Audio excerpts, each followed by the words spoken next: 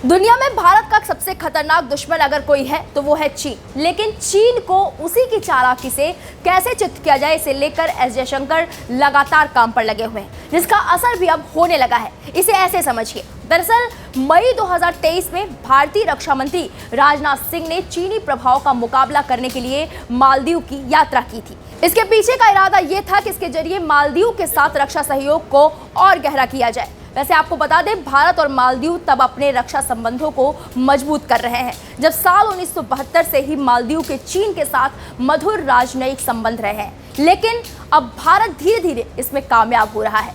मौजूदा वक्त में कई ऐसे संकेत मिलने लगे हैं जिनसे पता चलता है कि जयशंकर की डिप्लोमेसी की वजह से मालदीव में चीन के पैर उखड़ने लगे हैं और चीन चाहकर भी कुछ नहीं कर पा रहा। इसके महत्व को समझाने के लिए आपको बता दें, मालदीव के साथ मजबूत संबंध बनाकर चीन हिंद महासागर में अपनी समुद्री कम्युनिकेशन लाइन को मजबूत रख सकता है, हिंद महासागर में अपना दखल बढ़ा सकता है और हिंद महासागर में भारत की मौजूदगी को चुनौती दे सकता है। हालांकि बात अगर मालदीव की करें तो मालदीव की पहले की सरकारों ने अक्सर अपने देश के विकास, खासकर आर्थिक क्षेत्र, पर्यटन, निवेश के लिए चीन की तरफ देखा है और भारत के मुकाबले चीनी मदद को ज्यादा तवज्जो दी है। लेकिन धीरे धीरे मालदीव की सरकारों को भी चीन की चालाकी समझ में आने लगी, पर बावजूद इसके मालदीव ने कभी भी चीन को नाराज नहीं किया। लेकिन अब हालात बदल गए हैं। मालदीव में इस साल सितंबर महीने में राष्ट्रपति चुनाव होने जा रहे हैं। ऐसे में चीन के लिए बहुत कुछ दांव पर लगा हुआ है और अब खबर है कि मौजूदा वक्त में मालदीव की सत्ता पर काबिज मालदीवियन डेमोक्रेटिक पार्टी यानी कि एमडीपी में फूट पड़ने लगी है, जबकि मालदीव का विपक्ष नेता विहीन हो चुका है। लेकिन इस बीच भारत ने बड़ा खेल कर दिया, जहां उसने मालदीव की मुख्यधारा की पार्टियों के भीतर अपने संबंधों को मजबूत किया है, जिससे चुनाव से पहले ही चीन को बड़ा झटका लगता हुआ नजर आ रहा है। और तो और बड़ी कामयाबी ये भी है कि मालदीव के सत्ता पक्ष के साथ विपक्ष के भी कई बड़े नेता खुलकर भारत के समर्थन में बयान देने लगे हैं। वैसे आपको बता दें, मालदीव के पूर्व राष्ट्रपति मौमून गयूम ने अपने शासनकाल में मालदीव चीन संबंधों की नींव रखी थी और भारत समर्थक विदेश नीति बनाए रखने के बावजूद वो 1984 में और फिर 2006 में चीन का दौरा करने वाले मालदीव के पहले राष्ट्रपति थे। हालांकि उनके शासनकाल के दौरान द्वीप समूह में चीनी उपस्थिति और प्रभाव काफी हद तक सीमित थी। दोनों देशों के संबंध तकनीकी और आर्थिक सहयोग, वीजा प्रावधानों और परियोजनाओं पर केंद्रित रहे। उस दौरान बीजिंग ने आवास परियोजनाओं और सड़क परियोजनाओं में लगभग 46 मिलियन अमेरिकी डॉलर का निवेश किया था और दोनों देशों के बीच व्यापार भी 2018 तक सिर्फ 2.8 मिलियन अमेरिकी डॉलर का था। लेकिन 2008 में जब पहली बार मालदीव में लोकतांत्रिक तरीके से चुनाव करवाए गए तो एमडीपी के नेता मोहम्मद नशीद राष्ट्रपति चुने गए और उन्हें चीन के साथ सहयोग करने के लिए पूर्व राष्ट्रपति मौमून गयूम की खुलेआम आलोचना की।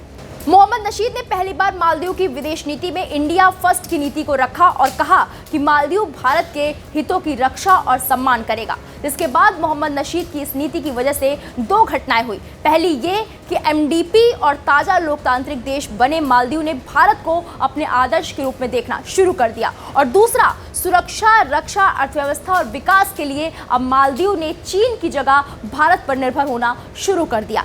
इधर भारत ने भी मालदीव को गले लगाने में कोई कसर नहीं छोड़ी है।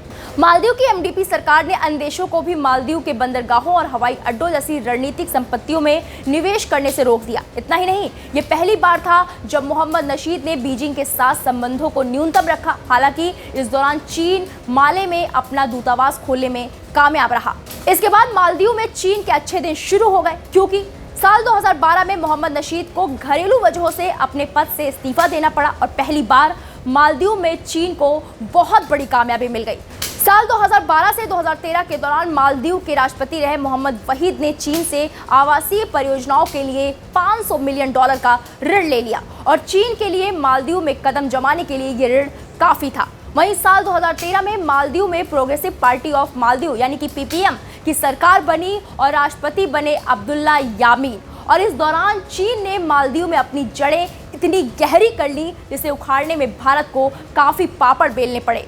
हालांकि भारत को झटका तब लगा जब इसी दौरान मालदीव चीन के बेल्ट रोड परियोजनाओं में शामिल हो गया और उसके ऊपर चीन का कर्ज बढ़कर 3 अरब डॉलर का हो गया और ऋण की शर्तों के मुताबिक चीन के नागरिक अब मालदीव में रहने लगे। इतना ही नहीं, ये चुनौती भारत के लिए तब और बढ़ गई जब अब्दुल्ला यामीन की सरकार के दौरान चीन और मालदीव ने मेगा बुनियादी ढांचा परियोजनाओं और निवेश के साथ साथ फ्री ट्रेड एग्रीमेंट पर भी हस्ताक्षर किए। वहीं मालदीव ने पहली बार हिंद महासागर में चीन को रिसर्च पोस्ट बनाने की इजाजत दे दी। ये भारत के लिए एक और बड़ा झटका था। अपने कार्यकाल के दौरान अब्दुल्ला यामीन ने खुले तौर पर भारतीय हितों और संवेदनाओं की कीमत पर चीनी उपस्थिति की वकालत की। मालदीव के भ्रष्टाचार, लोकतांत्रिक वापसी, विपक्षी नेताओं की गिरफ्तारी और आपातकालीन घोषणा को चीन ने हवा दी और अब्दुल्ला यामीन ने इस दौरान चीन को काफी फायदा पहुंचाया।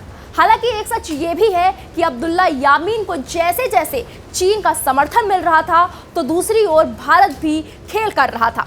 भारत इस दौरान विपक्षी पार्टी एमडीपी के साथ अपने रिश्तों को मजबूत करने पर काम कर रहा था, जिसका भारत को आने वाले वक्त में जबरदस्त फायदा मिला, क्योंकि 2018 में मालदीव में सरकार पलट गई और एमडीपी सत्ता में आ गई और इसके साथ ही मालदीव ने चीन के साथ फिर से संबंधों को तोड़ना शुरू कर दिया।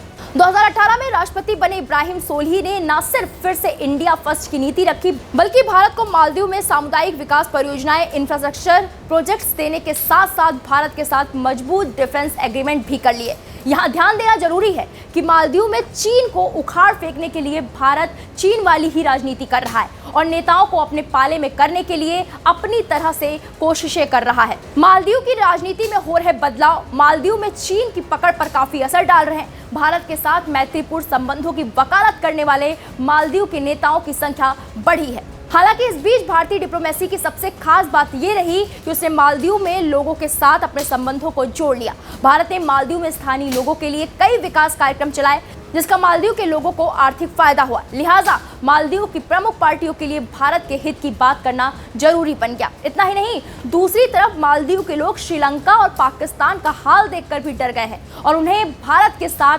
संबंध जोड़ना सुरक्षित लग रहा है, जबकि चीन को अब शक की निगाहों से देखा जा रहा है। एमडीपी ने अपने घोषणा पत्र में कहा है कि वो अगर जीतती है कि भारतीय परियोजनाओं से मालदीव में विकास किया जाएगा। इसके बाद एमडीपी की चुनावी राजनीति मजबूत हो रही है और चीन अब मालदीव में बेचैन हो रहा है। हालांकि भारत के सामने चुनौती अब ये है कि अगले साल भारत में चुनाव होने वाले हैं। ऐसे में भारत अपनी रणनीति को और तेजी से बढ़ा रहा है ताकि मालदीव की धरती से चीन को जड़ से उखाड़ फेंका जा सके। फिलहाल इस खबर पर आपकी क्या राय है, हमें कमेंट बॉक्स में जाकर जरूर बताएं। वीके न्यूज, राष्ट्र के नाम।